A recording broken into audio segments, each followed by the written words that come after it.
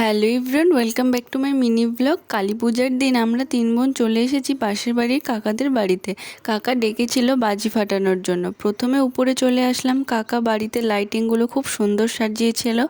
আমি আগের ভিডিওতে বলেছিলাম আমি একটা কাজ পেয়েছি, তাই আর কি ভিডিও দিতে পারছি না। আর খুবই একটা দুঃখের খবর আছে যে আমার ঠাকুমা মারা গেছে 16ই অক্টোবর।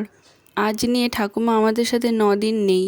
তো কাকাদের ছাদ থেকে সুভাষগ্রামটা খুব সুন্দর লাগছিল দেখতে। প্রথমে আমরা মোমবাতি জ্বালিয়েছিলাম, দেন অনেক বাজি ফাটিয়েছিলাম, কালী পটকা, রং মশাল, তারাকাঠি, চটপটি, চরকা।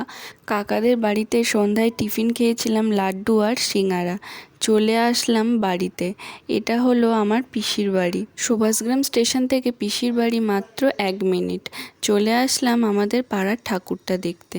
স্টেশনের পাশে রেলওয়ের মাঠেতে ঠাকুর দেখতে গেলাম আমরা। 3 বোন আর কাকিমা ছিল আমাদের সাথে। মেলাটাও ঘুরলাম। এই কালী ঠাকুরের প্যান্ডেলটা করেছিল সম্পূর্ণ ভাঙা টিন দিয়ে, আর মা কালীর মূর্তিটা ছিল খুবই বড়। এটা ছিল 42তম কালী পূজা।